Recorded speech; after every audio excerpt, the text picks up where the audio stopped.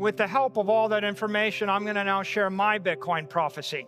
I think we're going to be $21 million in 21 years. It's a very special time in the network, maybe the one time in the history of the network where you look out 21 years and you see 21 million. Specifically, I expect 21 million coins at a $21 million price in 21 years, and people ask, how's the network going to grow? It's going to be growing at 21% in 21 years. The volatility is going to be 21. This is all, the only number you need to remember is the number 21. Michael Saylor's belief that a single Bitcoin is eventually going to be worth $21 million. I know it's a number that sounds like pure science fiction, but Saylor has this entire framework he claims will make it a reality. So let's break down his case. Yeah, just take a second and let that number sink in. $21 million for one Bitcoin. It's an absolutely astronomical figure. So the big question we're asking in this explainer is there actually some kind of coherent logic behind this number, or is it just pure wishful thinking? And here it is, the prediction, straight from the man himself. You got to admit, the symmetry is pretty catchy, right? 21 million coins, $21 million in 21 years. But according to him, this isn't just some memorable line. He believes it's the inevitable destination. So how in the world does he justify a claim that big? Well, Saylor's argument really rests on a few key pillars. The first one is something he calls the Great Adoption Wave. Basically, a series of recent events that he believes have completely and permanently changed the game for Bitcoin. Okay, so his first piece of evidence, it starts with Wall Street. From Saylor's point of view, the launch of Bitcoin ETFs just opened the floodgates. He points to about $150 billion in new capital as proof that Bitcoin has finally shed its fringe asset label and has truly arrived as a legit player in high finance. Next up, he points to the political scene. Saylor claims there's been this massive shift in Washington. He argues that the whole vibe has moved from hostile to, well, actually supportive, with some leaders now openly saying they want America to be a Bitcoin superpower. Then he points to what he sees as a really surprising turn: the regulators. He argues that agencies that were once seen as these huge obstacles, like the SEC and the Fed, are now actually creating the very rules needed for banks to get involved, which is crucial for mainstream adoption. And look, according to Saylor, this isn't just a US story. He sees this global coalition forming where international governments and even the crypto industry itself are all starting to rally around Bitcoin as the foundational asset for the entire ecosystem. Okay, so you've got this huge wave of adoption as the backdrop. That brings us to the second pillar of his argument, the economic engine.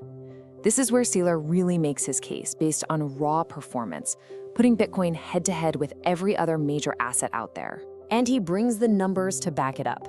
According to his data, Bitcoin's average annual return over the last 5 years has been a whopping 56%. Now you compare that to roughly 25% for the S&P 500 and only about 10% for gold. For Saylor, this dramatic outperformance, that's the heart of the whole economic argument. Now check out how he applies this to the corporate world. He argues that for a typical public company, it costs them about 13% to raise money. So if that same company can invest that capital into an asset that's returning 56%, like Bitcoin, he claims it's not just a good idea, it's one of the only ways to create serious value for shareholders. It becomes a super powerful treasury asset. And yet, here's the kicker. Despite that insane performance, Saylor's claim is that 99.8% of the world's capital hasn't even touched Bitcoin yet. And from his point of view, that's not a weakness at all. It represents this massive, untapped potential just waiting to flow in. So, okay, let's say you accept his premise, that adoption is happening and the economic case is solid. The next logical question is, what do you do with that information? Well, this next section breaks down the specific strategies Saylor proposes, from the super simple to the pretty sophisticated. And his model projects some pretty staggering outcomes depending on the strategy you use. Now, these are his projections, of course, but look at this. He believes a simple investing plan could turn 2 million into 40 million. But using what he calls intelligent leverage, that number could jump from just 1 million all the way to 190 million. The potential scale is a key part of his whole thesis. Of course, wait a second. The word leverage probably sets off alarm bells for any sane investor, right? I mean, getting wiped out is a very, very real risk. Saylor actually addresses this head-on, arguing that not all debt is created equal. He offers a specific framework for what he calls tradecraft. For Saylor, the rule is actually pretty simple. He draws this hard line in the sand. Short-term debt at high interest rates is a recipe for disaster. He calls it being a loan shark victim. But long-term debt, we're talking over 10 years at a low interest rate, that's a financial genius move because it lets you acquire a high-performing asset with cheap capital. This brings us to the final and maybe the most important pillar of his entire argument, your mindset. Because according to Saylor, the path to $21 million is not going to be some calm, steady climb. Nope, it's going to be volatile, and navigating that requires a completely different perspective. He basically reframes volatility completely. You know how most of us think volatility is bad? Saylor says we've got it all wrong. He argues that if Bitcoin wasn't volatile, it would already be priced perfectly, and the big institutions would have already bought it all up. The volatility, the chaos, that's the gift that keeps the door of opportunity open for everyone else. He uses this old quote from the American West to frame the journey. In his analogy, never starting means you never invest in Bitcoin at all. And the weak? Well, those are the folks who use bad leverage or panic sell during the downturns. The journey, he insists, takes both courage and a really strong stomach. So how does he tell people to handle all that turbulence? His metaphor is perfect. When you're on a stormy sea, looking down at the chaotic waves right in front of you just makes you sick. The only way to stay steady is to fix your eyes on the distant, stable horizon. And for him, that is the horizon. It's his prophecy. The 21-year time frame and the $21 million price target.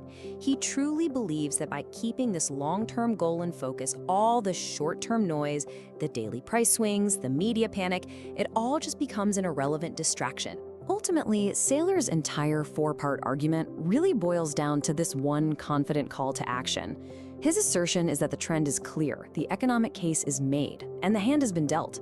The question he leaves for everyone is this: if you truly believed you were holding a winning hand, how would you play it? And the question is, how are you going to do it? What is your Bitcoin strategy?